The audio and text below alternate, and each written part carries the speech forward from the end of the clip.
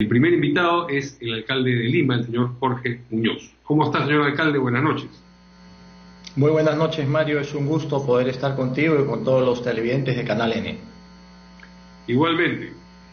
Alcalde, usted hoy en una entrevista ha dicho, a propósito de la coordinación entre el Ejecutivo y los gobiernos locales, que no ve una concreta coordinación. Eso parece un eufemismo, parece aludir a determinados problemas de desconexión entre los distintos niveles de gobierno. Esto es el gobierno central y los gobiernos locales.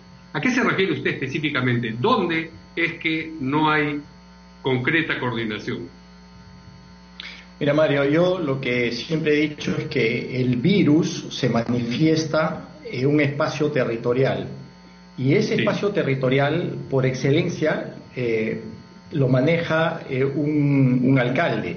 Entonces, en ese sentido, hay que descender claramente de lo que son las políticas sectoriales, pasando por los gobiernos regionales a los gobiernos locales. ¿A qué me refiero concretamente con esto? Mira, hoy día estamos al día 44 de la declaratoria de emergencia. Recién el día 36, el señor Premier nos invitó a una conversación vía Zoom a los alcaldes provinciales para hacer algunas coordinaciones. Y esto era después de haber estado insistiendo que el elemento territorial es fundamental.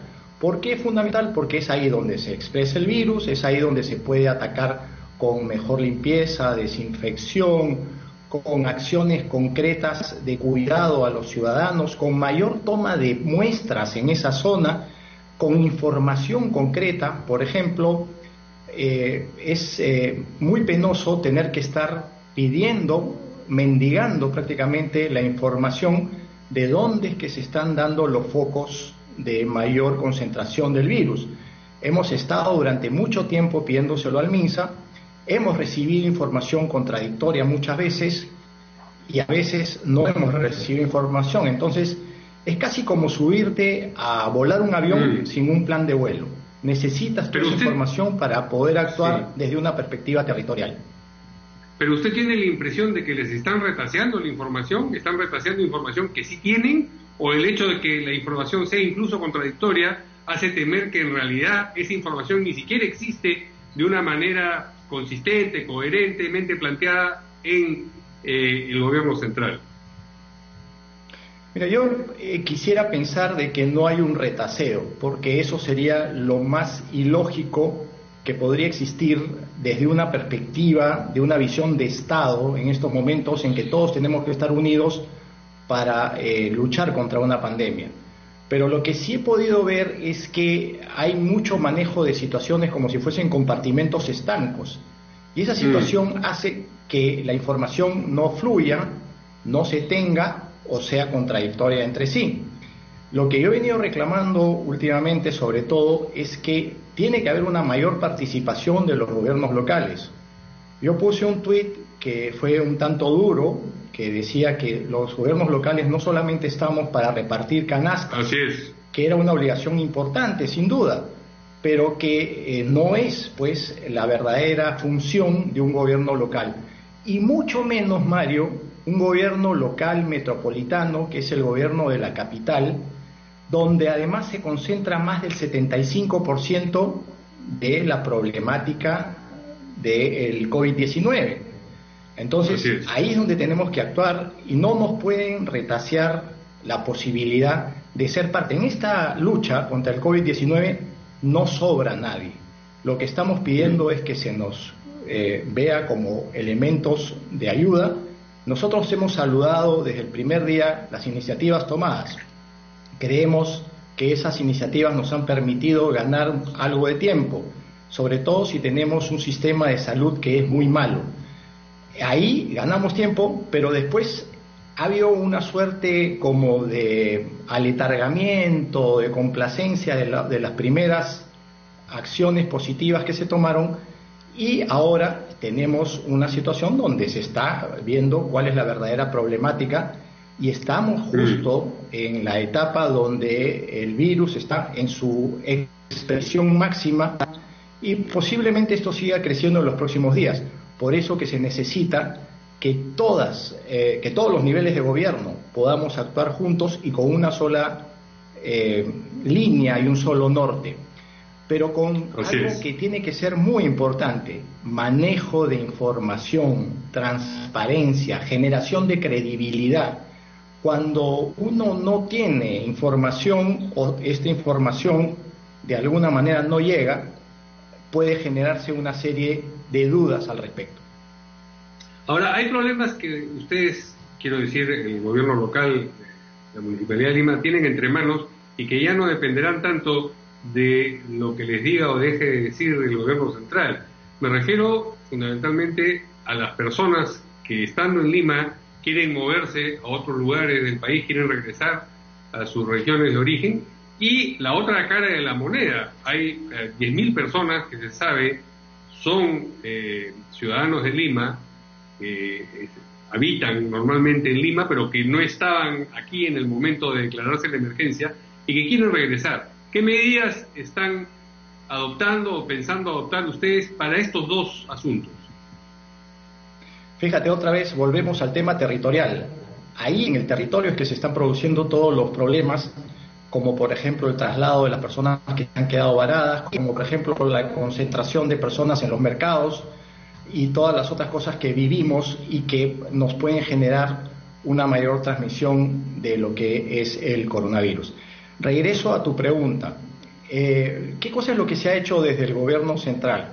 Se ha establecido que los gobiernos regionales puedan ayudar para lo que es el poder tomar información y poder dirigir a los ciudadanos hacia su destino y también recibir ciudadanos de otras regiones hacia, en este caso, Lima Metropolitana. Nosotros tenemos un régimen que es medio particular. Somos una municipalidad metropolitana, pero a la vez manejamos un programa de gobierno regional. No somos un gobierno regional, sin embargo manejamos un programa de gobierno regional, nos comportamos como si fuésemos un gobierno regional. Y ahí se nos ha pedido a nosotros que hagamos un padrón donde se puedan inscribir las personas que tienen que salir hacia su destino. Hasta el día de ayer teníamos 16.000 personas inscritas para ser llevadas a destino.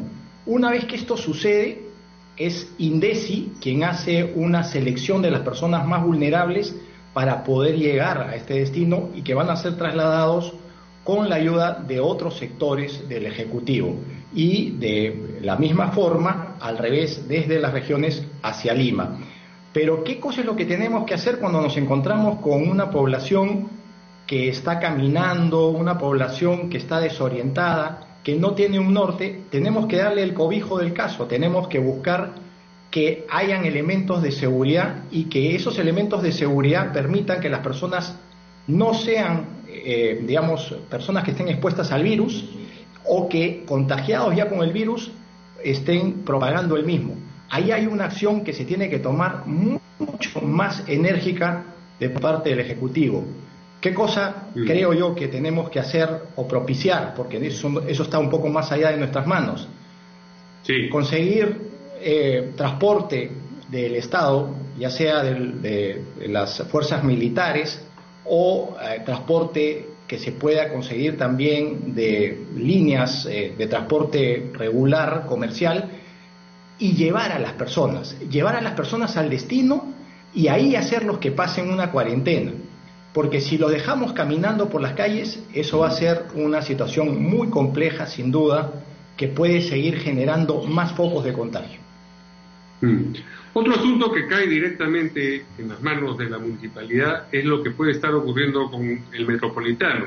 Hay una relación entre, digamos, la expansión o las zonas por donde se está expandiendo el COVID-19 y las rutas del metropolitano. El metropolitano acaba siendo, digamos, otro medio más, por supuesto, pero uno muy importante, de propagación del virus.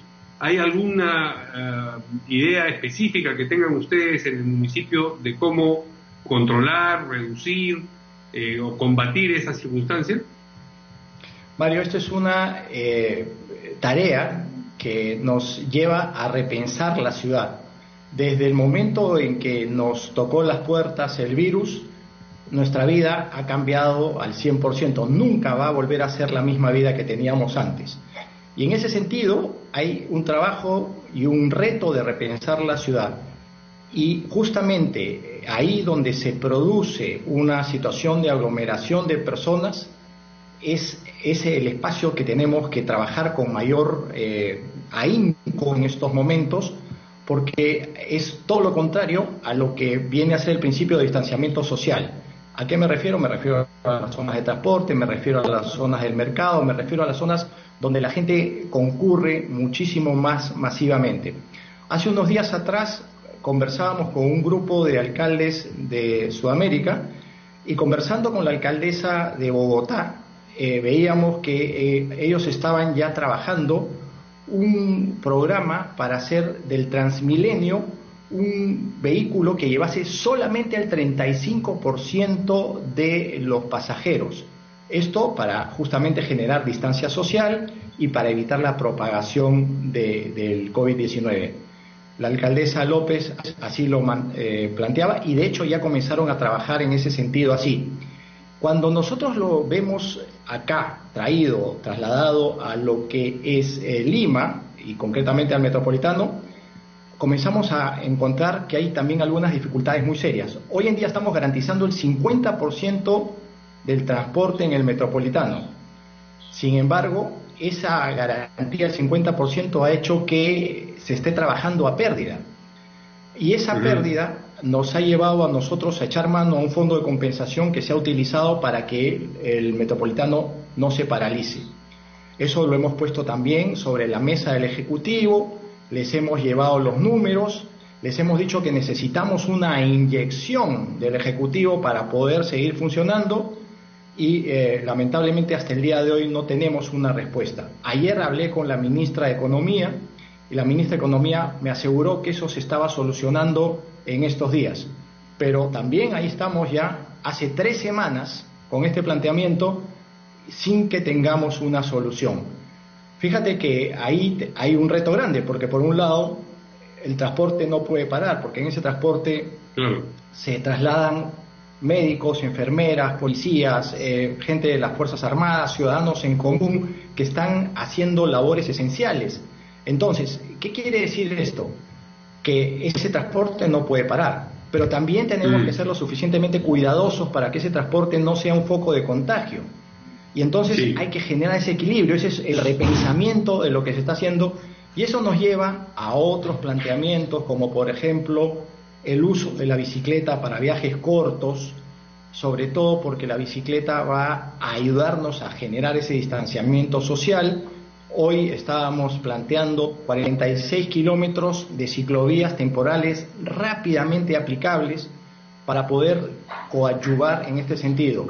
Pero hay varias otras cosas más que estamos planteando de ciudad, porque lo que se nos genera con este virus son cosas, como dije hace un momento, totalmente diferentes a las que teníamos hace algún tiempo atrás, hace 6 semanas atrás. Alcalde, si le he entendido bien, cuando hablo del metropolitano y del 50% de la capacidad, digamos, de transportar o de transporte de personas, lo que usted está diciendo es que solamente se permite que entre la mitad de la cantidad de personas que habitualmente se permitía. Ese 50% es copado cotidianamente, es decir, en efecto los viajes del metropolitano van con la mitad de la gente con la que iba en situación normal, o es hasta 50% y va menos de esa cantidad de gente. Sí, es hasta 50%, o sea, lo que tenemos que asegurar es el 50%, Mario. ¿Pero qué es lo que está ocurriendo? En muchos de los casos no se está dando ese 50% también. Hay momentos en que los buses están bastante vacíos porque no existe la demanda en ese aspecto, ¿no?